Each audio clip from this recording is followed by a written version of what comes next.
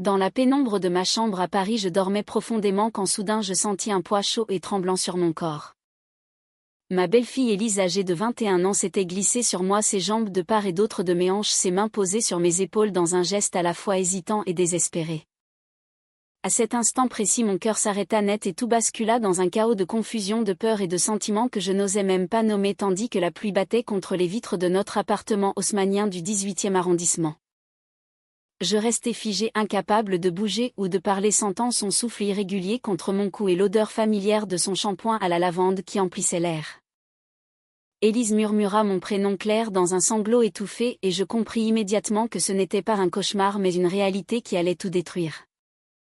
Pierre, mon mari, dormait dans la chambre d'à côté après une longue journée au cabinet d'avocat et notre vie de famille apparemment parfaite risquait de s'effondrer en une nuit. Je repoussai doucement Élise en essayant de garder mon calme, lui demandant ce qui se passait, mais elle refusa de bouger, ses yeux brillants de larmes fixés sur les miens avec une intensité qui me glaça. Elle avoua dans un chuchotement qu'elle ne pouvait plus cacher ses sentiments, qu'elle m'aimait depuis des mois et que ce geste désespéré était né d'une solitude insupportable après une dispute avec son père. Mon esprit tourbillonnait entre la culpabilité d'être la belle-mère qui avait élevé cette jeune femme depuis ses 16 ans et la terreur de ce que cela signifiait pour notre famille déjà fragilisée par les tensions sociales à Paris, où les regards juges sur les relations non conventionnelles restaient pesants malgré les avancées légales. Je me levai enfin, allumant la lampe de chevet pour voir son visage pâle et déterminé qui contrastait avec ma propre expression de panique. Nous parlâmes pendant des heures à voix basse pour ne pas réveiller Pierre, Élise expliquant comment ses amitiés à l'université avaient révélé son orientation et comment elle avait projeté sur moi une affection interdite née de l'admiration et de la proximité quotidienne. Je tentais de raisonner, de lui dire que c'était une confusion passagère due au stress de ses études en littérature à la Sorbonne, mais au fond de moi une petite voix murmurait des vérités que j'avais enfouies depuis des années sur mon propre mariage sans passion et mes doutes intimes. Au lever du jour, nous nous séparâmes en promettant de ne rien dire, mais je savais déjà que cette nuit avait ouvert une brèche impossible à refermer. Les jours suivants, je m'efforçai de maintenir la routine familiale, préparant le petit déjeuner pour Pierre et Élise comme si rien n'avait changé, mais chaque regard croisé avec elle portait le poids d'un secret lourd. Pierre remarqua mon air distrait au dîner et me demanda si tout allait bien au travail, où je gérais une petite galerie d'art contemporain dans le Marais, mais je mentis affirmant que c'était la fatigue. À l'intérieur, le conflit faisait rage entre mon devoir de belle-mère protectrice et l'éveil inattendu d'une attirance que la société française, avec ses cercles conservateurs et ses débats sur la famille traditionnelle, condamnait implicitement. Élise commença à éviter la maison, passant plus de temps avec des amies militantes pour les droits LGBT, mais revenait toujours avec ce regard qui me hantait. Une semaine après l'incident, elle me coinça dans la cuisine pendant que Pierre était sorti et exigea une discussion franche, affirmant que nier nos sentiments était une trahison envers elle-même et envers la vérité. Je résistai, invoquant l'âge, la relation familiale et le risque de briser Pierre, qui l'avait élevé seul après le décès de sa mère biologique. Mais ses arguments logiques sur l'authenticité et le droit au bonheur personnel fissuraient mes défenses morales. Ce soir-là, je pleurais seule dans la salle de bain, confrontée à mon propre passé de femme qui avait épousé Pierre par sécurité plutôt que par amour véritable. La pression familiale grandissait quand la sœur de Pierre nous invita à un repas dominical à Versailles, où les conversations tournaient autour des valeurs traditionnelles et des scandales évités dans la famille. Je sentais le regard scrutateur de la tante qui avait toujours douté de mon intégration comme belle-mère. Élise resta silencieuse pendant le repas, mais son pied effleura le mien sous la table en un geste discret qui envoya des ondes de choc à travers mon corps. De retour à la maison, je la confrontai dans sa chambre, exigeant qu'elle arrête ce jeu dangereux, mais elle répondit par une étreinte brève et intense qui me laissa tremblante. Les semaines passèrent avec une tension croissante, Élise écrivant des poèmes qu'elle laissait traîner et que je lisais en secret, découvrant des métaphores sur l'amour interdit et le réveil intérieur. Pierre commença à soupçonner quelque chose quand il trouva Élise en larmes après une dispute avec moi et il me pressa de questions sur notre relation mère-fille. Je mentis encore une fois, protégeant le secret au prix de ma santé mentale qui se dégradait avec des insomnies et des crises d'angoisse. Un soir, lors d'une promenade au parc des Buttes-Chaumont, Élise me confia son projet de partir étudier à Lyon pour fuir la situation, mais l'idée de son départ m'emplit d'une douleur inattendue, révélant la profondeur de mon attachement. Nous nous assîmes sur un banc discutant des choix moraux, les sacrifices familiaux et les préjugés sociétaux qui pesaient sur les femmes comme nous dans une France où l'égalité progressait mais où les familles bourgeoises restaient attachées aux normes. Ce moment de connexion sincère marqua le début d'une alliance fragile mais dangereuse. Je rentrais chez moi ce soir-là avec le poids d'une décision imminente, sachant que chaque pas en avant entraînerait des pertes irréparables pour tous. La logique de la situation était implacable: soigner et préserver la famille au prix de notre authenticité, soit explorer et risquer tout. Élise prit l'initiative d'une conversation nocturne où elle posa les bases d'un choix commun, affirmant que le silence était la pire trahison. Je résistais encore, mais la graine du doute avait germé profondément. Les jours suivants apportèrent plus de confrontations subtiles avec des amis de la famille qui remarquaient mon changement d'humeur et posaient des questions innocentes sur Élise. La pression montait inexorablement, menant vers un point de rupture imminent. Les mois qui suivirent l'incident initial furent marqués par une danse dangereuse de proximité et de distance forcée entre Élise et moi. À Paris, la vie continuait avec son rythme effréné, mais dans notre appartement, l'air était chargé d'une tension palpable que Pierre commençait à percevoir sans en identifier la source exacte. Un matin, alors que je préparais le café, Élise entra dans la cuisine et sans un mot posa sa main sur la mienne pendant un instant trop long avant de s'éloigner. Ce geste simple déclencha en moi une vague de culpabilité mêlée à une reconnaissance troublante de mon propre désir réprimé depuis des années. Je décidai d'organiser une sortie familiale au Louvre pour détendre l'atmosphère, espérant que l'art apaiserait les esprits, mais Élise choisit des tableaux de femmes enlacées dans des styles romantiques, ce qui accentua mon malaise intérieur. Pierre commenta innocemment la beauté des œuvres sans se douter que chaque regard échangé avec Élise était chargé de non-dits. De retour à la maison, je l'affrontai dans le salon, exigeant qu'elle respecte les limites pour protéger Pierre, qui travaillait dur sur une affaire importante impliquant des clients conservateurs. Élise répondit avec une logique implacable, argumentant que son amour n'était pas un caprice mais une vérité profonde née de notre histoire partagée, et que nier cela équivalait à une auto-trahison destructrice. Son discours toucha une corde sensible car je me rappelais mes propres doutes lors de mon mariage avec Pierre, un choix de stabilité après des années de solitude post-divorce de mon premier compagnon. La soirée se termina par des larmes partagées où Élise révéla les moqueries subtiles subies à l'université pour ses inclinations et comment cela renforçait son besoin d'authenticité avec moi. Je promis de réfléchir, mais intérieurement le conflit entre devoir familial et éveil personnel me déchirait. La pression sociétale s'intensifia quand une cousine de Pierre organisa un brunch à Saint-Germain-des-Prés et fit des remarques voilées sur les familles modernes et les influences extérieures sur les jeunes. Élise resta muette, mais son regard croisa le mien en une supplique silencieuse. Ce soir-là, Pierre me confia ses inquiétudes sur le comportement renfermé d'Élise et me demanda d'intervenir en tant que belle-mère de confiance. Ce rôle me brûlait de l'intérieur car chaque conseil que je donnais à Élise était teinté d'hypocrisie. Je commençai à consulter discrètement des forums en ligne sur les dynamiques lesbiennes et les relations familiales complexes, trouvant des témoignages qui validaient mes tourments mais aussi des avertissements sur les coûts émotionnels élevés. Une nuit, Élise me rejoignit sur le balcon fumant une cigarette interdite et nous parlâmes longuement des choix controversés, des sacrifices nécessaires et des préjugés persistants dans la société française où les débats sur le mariage pour tous avaient laissé des cicatrices dans les familles traditionnelles. Elle me raconta sa première prise de conscience lors d'un voyage scolaire à Berlin où elle avait vu des couples féminins libres, ce qui contrastait avec la retenue parisienne. Je partageai à mon tour mes expériences de jeunesse réprimée par une éducation catholique stricte à Lyon. Ce partage créa un lien plus profond mais aussi une peur accrue de la découverte. La trahison arriva subtilement quand une amie d'Élise à la Sorbonne laissa échapper lors d'une fête familiale que Élise parlait souvent de moi avec une affection particulière. Pierre interrogea Élise qui nia, mais la graine du soupçon était plantée. Je décidai de prendre de la distance en m'immergeant dans mon travail à la galerie, organisant une exposition sur des artistes femmes explorant l'identité, mais cela ne fit qu'amplifier mes réflexions intérieures. Élise confronta mon retrait en m'accusant de lâcheté morale, affirmant que mon silence était une forme de rejet plus douloureuse que l'honnêteté. Cette dispute dans le couloir mena à une étreinte impulsive que je rompis immédiatement, regrettant aussitôt ma faiblesse. Les conséquences immédiates furent des jours de silence tendu où Pierre remarqua l'atmosphère glaciale et proposa une thérapie familiale que nous refusâmes tous deux pour des raisons différentes. La pression familiale culmina lors d'un dîner avec les parents de Pierre à Neuilly où des commentaires sur l'importance de la lignée et des mariages stables me firent suffoquer. Élise défendit subtilement les choix personnels, provoquant une tension palpable.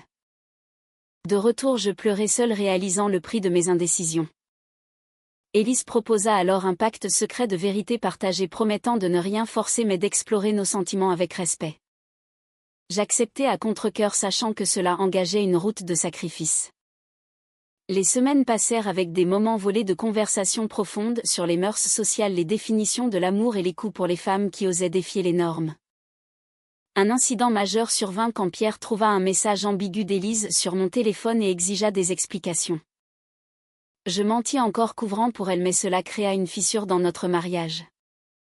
Élise se sentit trahie par mon mensonge et nous eûmes une confrontation violente où elle accusa mon hypocrisie et je répliquai par la nécessité de protéger la famille. Cette dispute marqua un tournant où les émotions refoulées explosèrent révélant la profondeur des blessures. Je commençai à questionner mon identité et le bonheur authentique versus la stabilité apparente. La logique du drame s'imposait, chaque décision entraînait des pertes et des gains controversés. Élise menaça de tout révéler à Pierre pour forcer une résolution mais je la suppliai de donner du temps. La tension montait vers un point critique où les choix devenaient inévitables et douloureux. L'automne parisien apporta avec lui une pluie incessante qui reflétait l'orage intérieur grandissant dans notre foyer. Pierre devint plus distant, passant plus de temps au travail sur des affaires de droit familial ironiquement, et je me surpris à anticiper avec une anxiété croissante les moments où Élise et moi nous retrouvions seuls.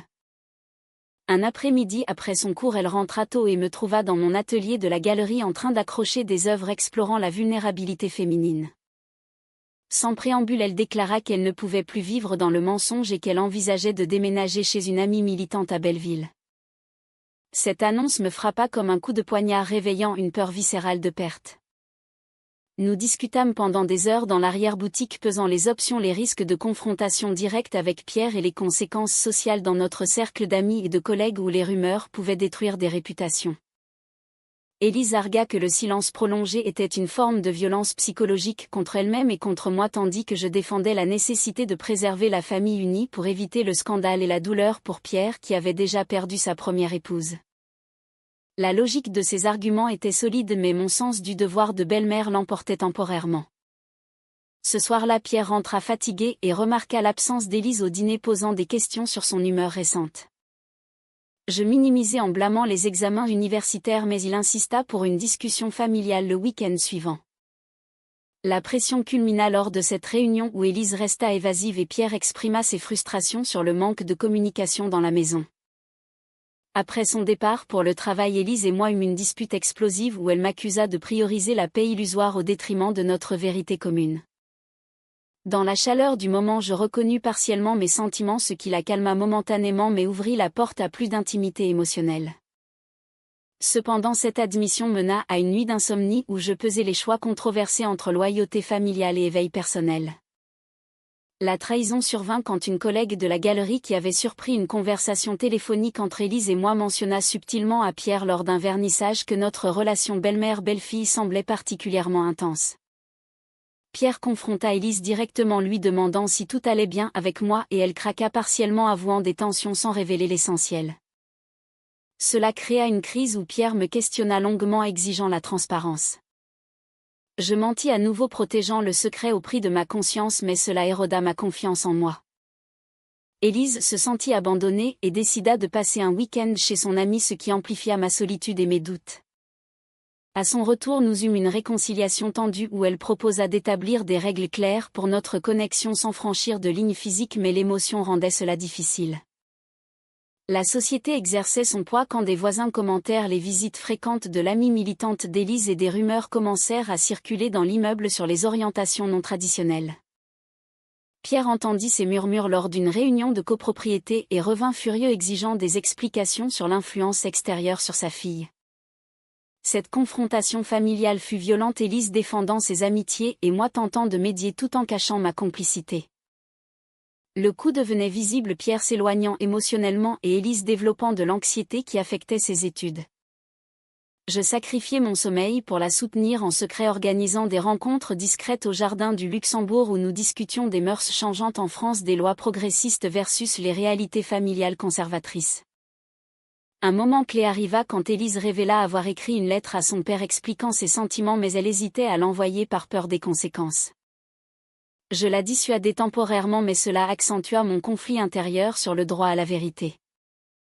La pression monta avec l'approche des fêtes de fin d'année où la famille étendue se réunissait traditionnellement à Lyon chez les grands-parents.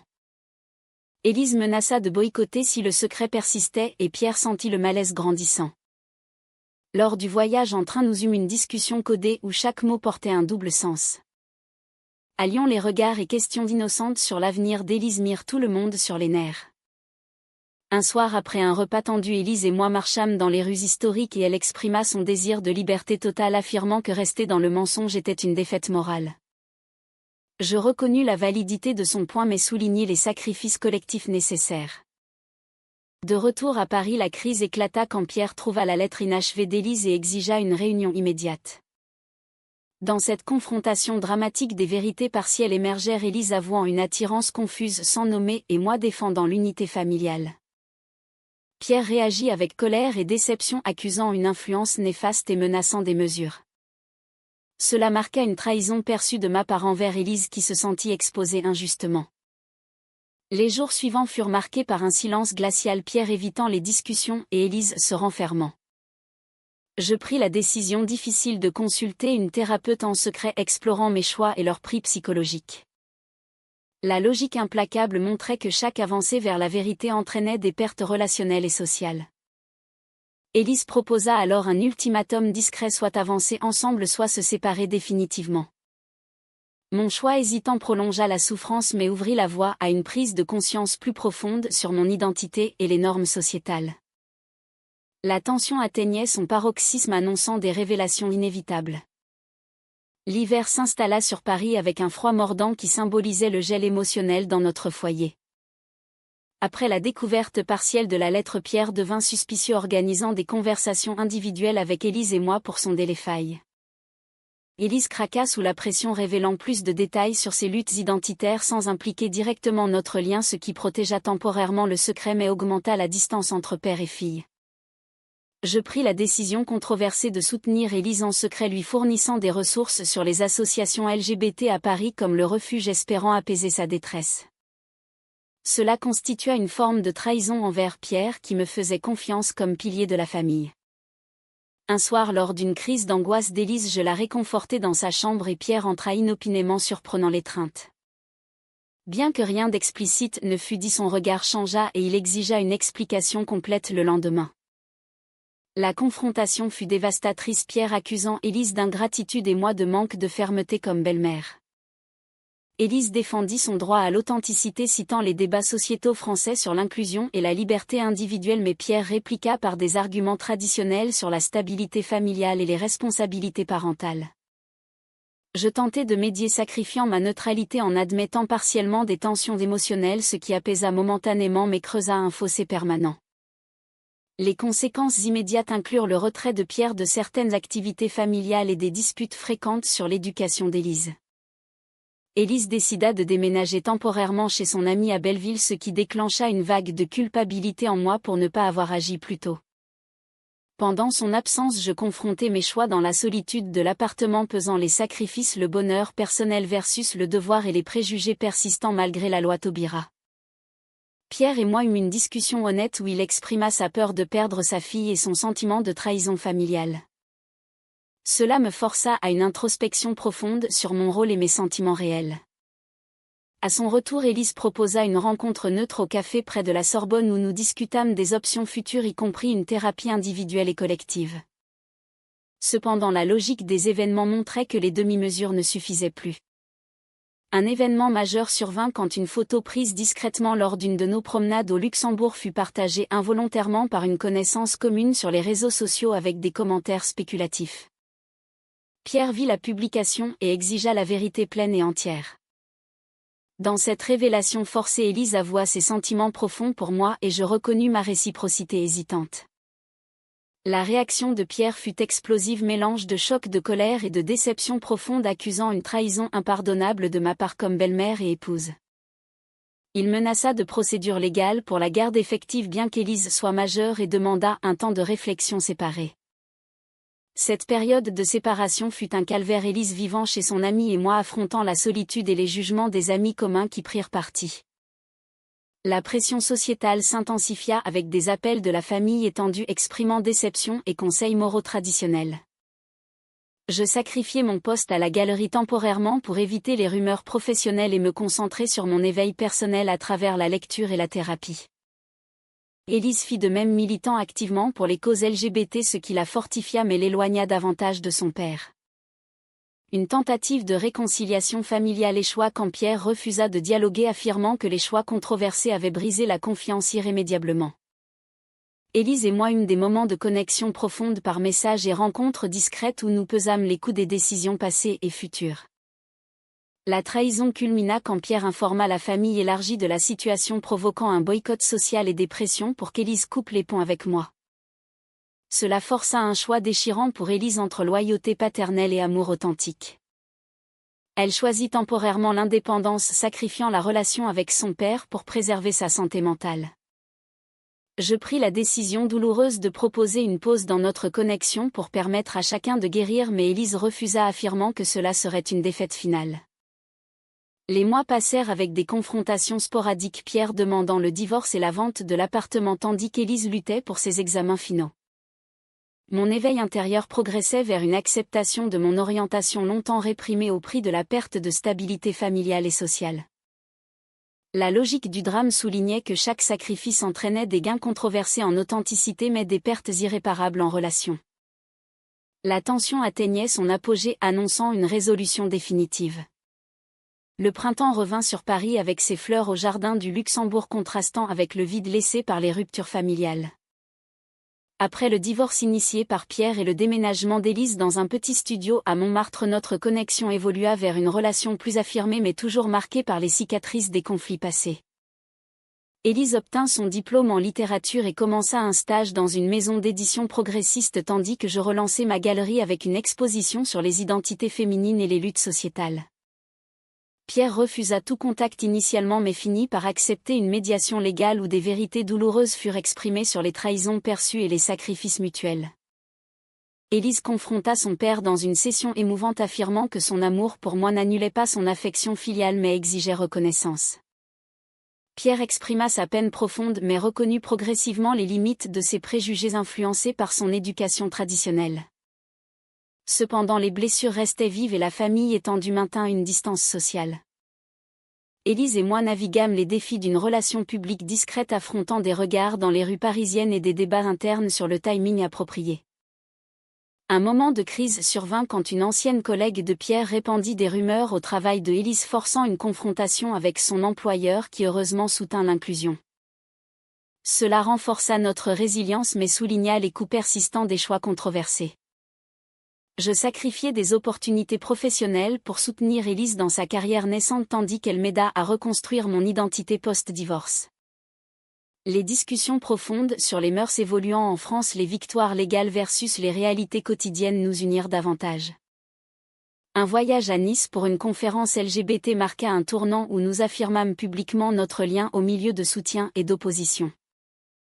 De retour à Paris, nous affrontâmes une dernière confrontation avec Pierre qui, après des mois de réflexion, proposa une rencontre pour clore les chapitres douloureux. Lors de ce dîner tendu, des excuses mutuelles émergèrent, Pierre reconnaissant ses réactions excessives et Élise validant sa peine paternelle. Cela ne répara pas tout mais ouvrit une porte à une coexistence pacifique limitée. Mon éveil complet à mon orientation lesbienne et à la valeur de l'authenticité vint au prix de la famille nucléaire brisée et de relations sociales altérées.